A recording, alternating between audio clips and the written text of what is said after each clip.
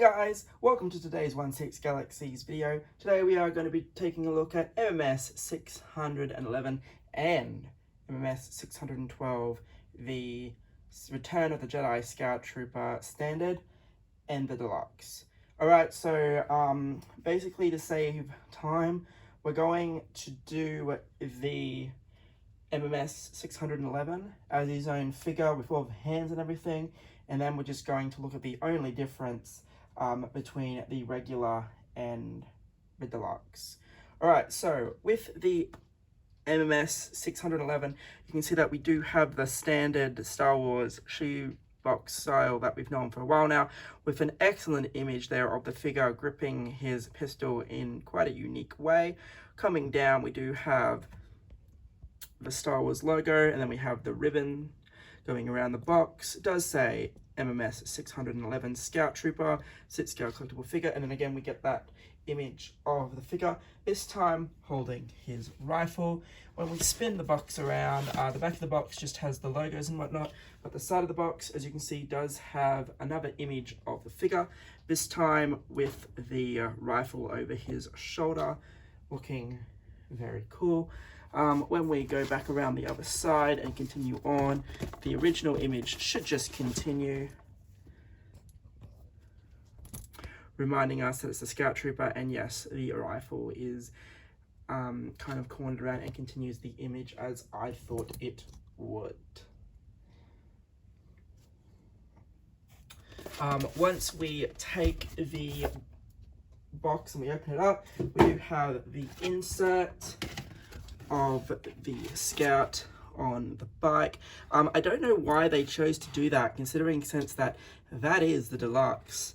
But hey, it's an image of the figure, it works. The Deluxe still has the slightly different art. It's just the bike from a different angle going through the Endor forest. So I'm not going to show it just because it's virtually the same, just a different angle. Alright, so looking at this guy's accessories, now troopers generally don't come with a lot. This guy is really no different, but then again, what would he actually come with? Okay, so first of all, we of course get his pistol, very nicely weathered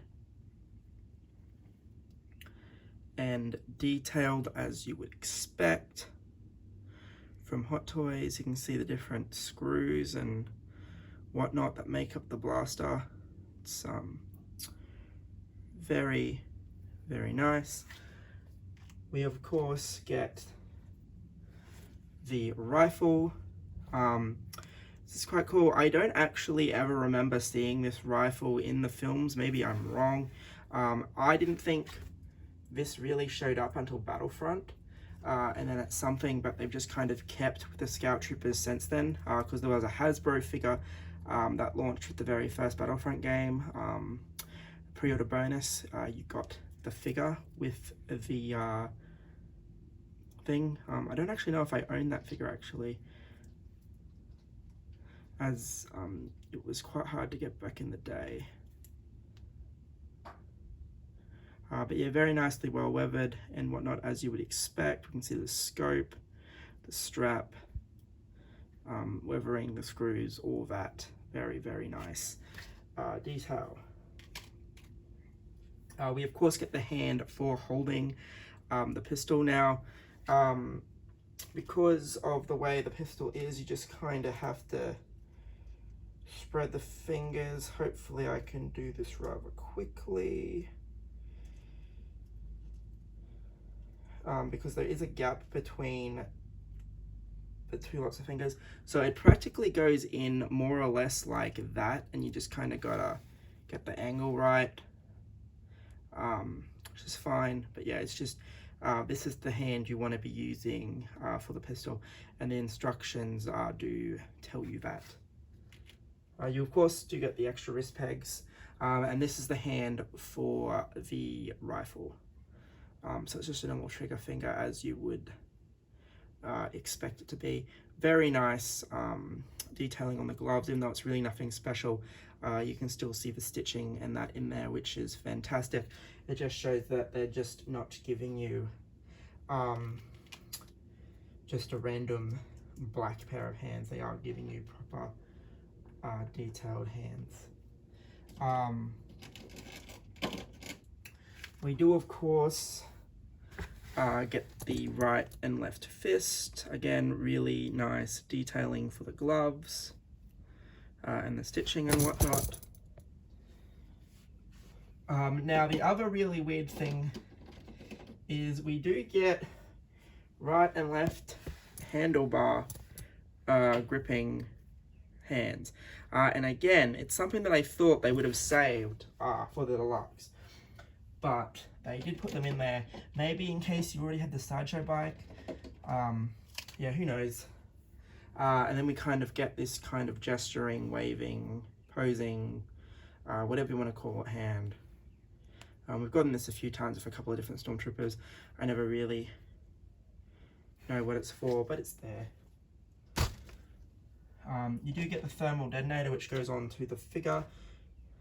It is still really troublesome to get on because they still haven't updated these guys to a magnet. And it's not even on properly, as you can see. It's very nicely detailed though, and very nicely weathered, which is awesome. But yeah, it's got that stupid, you can see that clip. It's really thin. It's supposed to go onto the back of the strap like the old Sideshow ones and stuff, but it's a pain. And even if you had the Mando ones, you would know what a pain it is. We do, of course, get the display stand, Scout Trooper, Star Wars metal nameplate, and we get the nice decal on top. There is just a plain brown display stand underneath that, so that's a little bit of a shame. So you definitely want that decal on there. So it's looking very nice and Endor-y.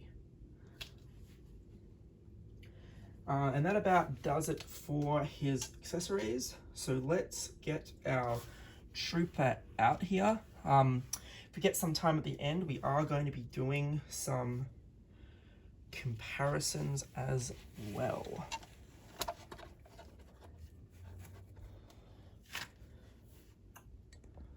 Alright, so here is our Endor Scout Trooper.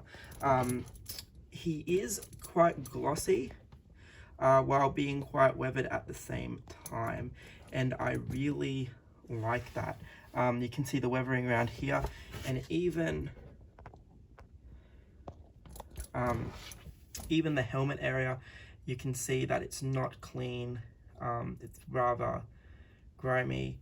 I think it maybe would have been interesting if they had the standard as a cleaner guy and the Deluxe be more weathered, but I understand why they've done that, why they've kept the same paint out for both versions, because they really probably do want to try to keep costs down despite the price rises and whatnot. So yeah, you can see that the weathering continues. If you're not using the pistol, it just slides in there and sits by his ankle, as it always has done. But yeah, very nice weathering on the boots and whatnot. And as you can see, as I said, that weathering on the inside of the helmet there, or the past the visor rather, you can see the weathering there is just fantastic, and there is even weathering on top of the helmet. So yeah, really good job on the weathering. Alright, let's turn this guy around. A lot of people I've seen aren't really a fan of the gap in the helmet. Oops. It is definitely there in Return of the Jedi, but it's not as big of a gap. But it's fine for what it is. It works. There's just more of that weathering going down the side there.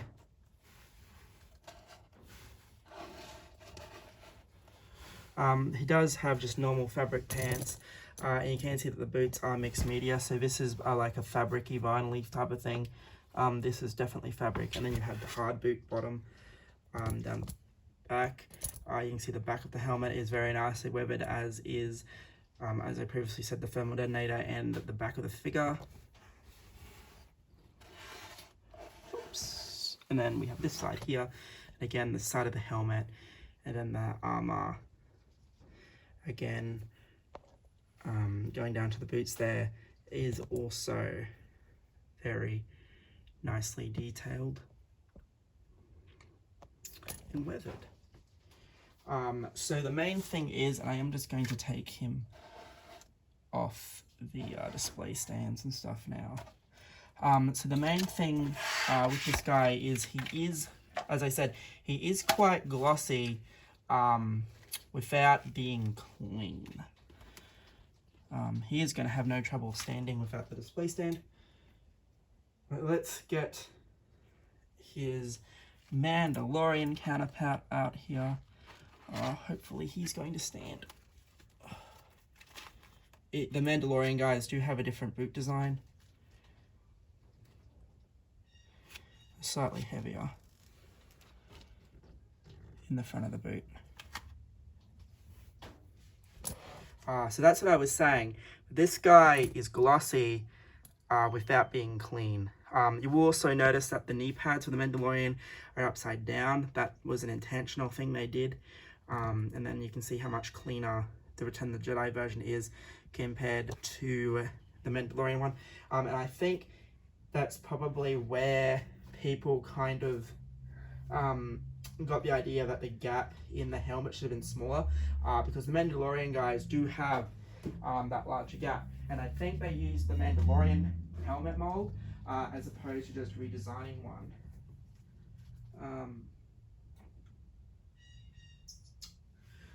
Which again is just one of those things which is really interesting, because when we bring out the OG,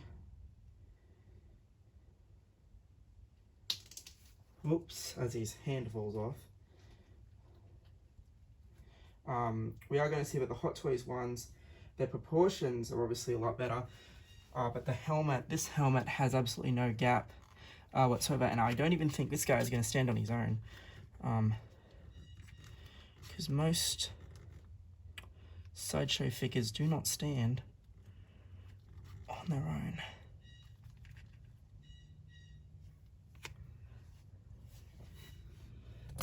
So we're just gonna write out. So there's the sideshow one. As we can see, the proportions on the Hot Toys one are much better. The bags are really oversized on the sideshow one. And the chest area does look the same on the Hot Toys one, but it's definitely got more to it. And you can see that the sideshow one is rather clean everywhere else except his boots. Yeah, but the proportions are just so much better on the new one, and you can just tell the gloss compared to the matte, compared to the Mandalorian one. However, his helmet, if I tilt it to the side, it doesn't have that gap, as I was saying. So yeah, I don't know.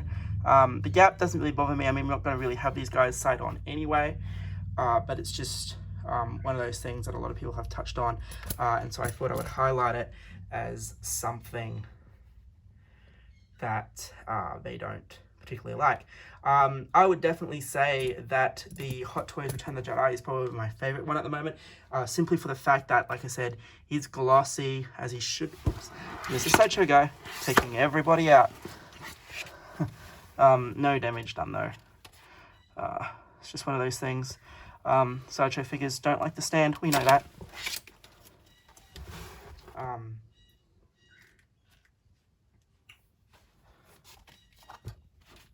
I'll move the Mando guy out of the way.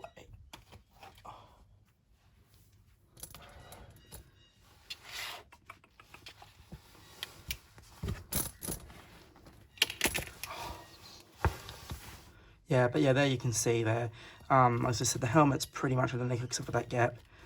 And then the proportions are much better.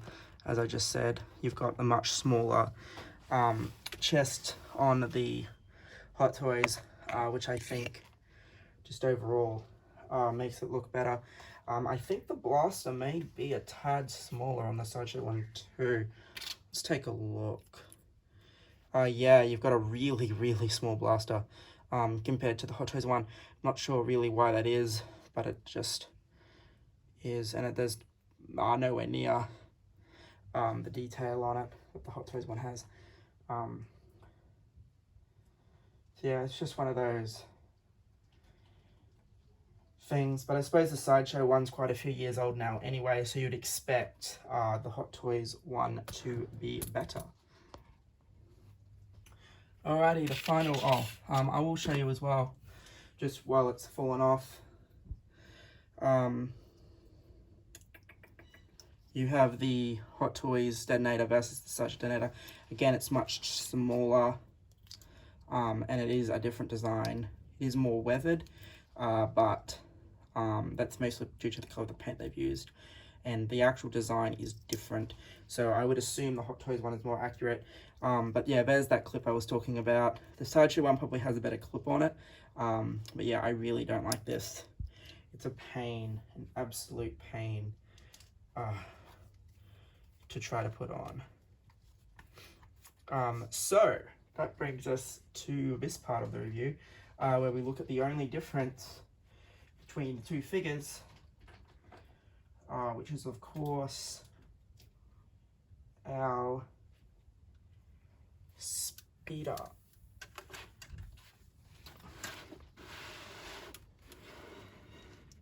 So this is our TMS 112.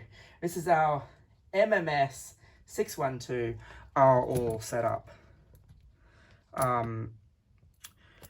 Now, one thing I will say is I'm not going to bring the Sideshow bike out here just because I really don't want to overcrowd it now that I've got 4 Scout Troopers out here. So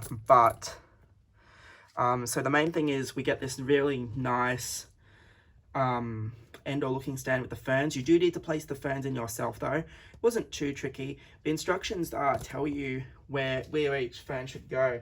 But I think I made it work. I've just tucked the rifle in there. The Sideshow one had a circular, really a much thicker pillow thing at the back, or camper bag at the back, whatever it wants to be. This one's nice and square and it's much easier to get on. I really like that, as the one that I've got on my Sideshow bike looks really untidy at the moment compared to how neat this one is. You do obviously have the articulated flaps, and yeah, just looking at the detailing and stuff, you can see, but it is very nice. You do need to put the gears in yourself. That was a bit of a pain. Again, it tells you that they should just all fit a certain way, but some of them I couldn't quite get in properly, and so I just kind of kept on rotating them around until I got them to fit in a particular hole, and then I just left it there. You do have all the buttons. The only other thing I couldn't really get to work was the magnetic pedals. I mean, it's fine because this part here just rotates up or down depending on how far back in with their legs, but it says that it should just magnet to the boot. As I put the magnet on, I don't know, maybe there is a left and right one and I've just stuffed that up and that's why I'm not getting the grip, but it's something that I'm just going to have to play around with at this point in time. Overall, it is pretty much the exact same bike as the Mandalorian one. It's just the Return of the Jedi brown instead of the Mandalorian white, and of course the Mandalorian one had the rocky base compared to the Endor base. The paint app on this guy is pretty much identical to the standard. I pretty much get them just to army build, and I like having the standard versions as well as the deluxe version.